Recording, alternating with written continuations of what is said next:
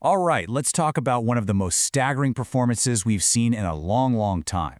Cillian Murphy's transformation into J. Robert Oppenheimer. Today, we're going to break down exactly how he built this character from the ground up, piece by incredible piece. And right from the jump, Murphy himself knew this was something different. In his own words, it was the biggest challenge he'd ever faced. Think about that. This wasn't just playing a part in a story. It was carrying the weight of a man who literally changed the course of human history. That pressure, that's the starting point for everything. So, here's our game plan for today. We're going to start with the big problem, playing an icon. Then we'll get into how Murphy literally built the character from the outside in, starting with that famous silhouette. After that, we'll dive deep into his research, the stuff you don't see on screen. We'll also touch on his amazing partnership with Christopher Nolan. And finally, we'll get to the heart of it all, how he played a man at war with himself. Okay, so first up, the Oppenheimer enigma. I mean, where do you even begin? How on earth do you place someone who is, for all intents and purposes, a legend, a genius, a giant of history, but also a deeply, deeply flawed and complicated human being? And that's the core challenge right there. When you're dealing with a historical icon, the public story, the myth, is so huge it can just swallow the real person whole. So Murphy's job wasn't to do an impression, no way. It was more like an archaeological dig. He had to excavate the actual man from underneath the weight of his own legacy.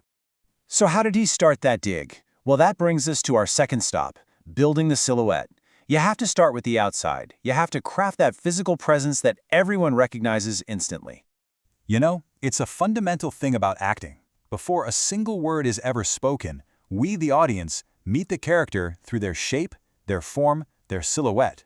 It's like the visual handshake. And for a figure as distinct as Oppenheimer, nailing that silhouette was absolutely the first, most crucial step.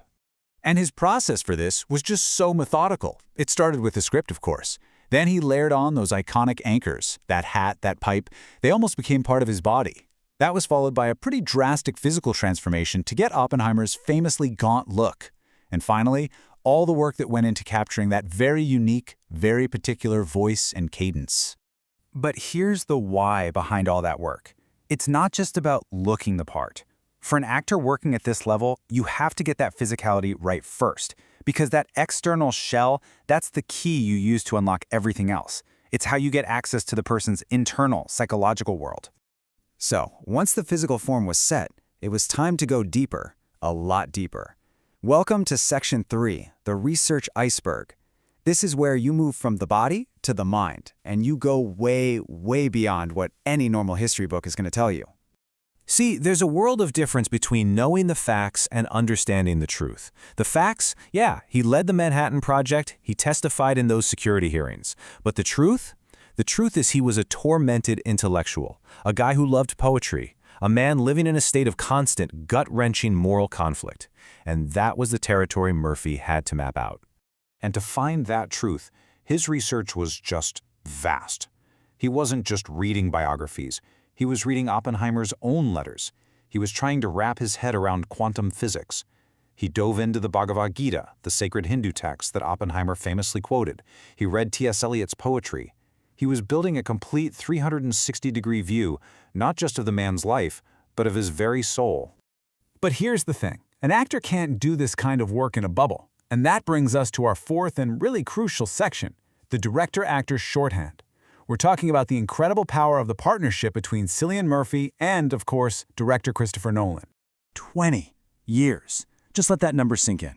That's how long these two have been working together, building up this incredible foundation of trust and creative understanding.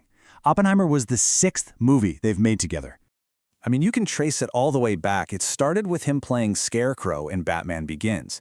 Then came key roles in Inception and Dunkirk. Every single one of those projects was another brick in that foundation of trust, leading to that incredible moment when Nolan finally called him and said, okay, this time, you're the lead. And what you get from a relationship like that is this amazing creative shorthand. They don't have to waste time getting to know each other or feeling each other out. That trust is just there. It lets them work faster, go deeper, and it allows an actor like Murphy to be totally and completely vulnerable, which is what a role this huge absolutely demands. So, all of this, the physical work, the deep research, the trust with the director, it all leads us here, to the final and most important piece of this entire puzzle. Section 5, Embodying the Contradiction.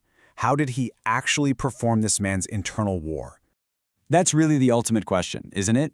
It's one thing to read about a character's conflict on a page.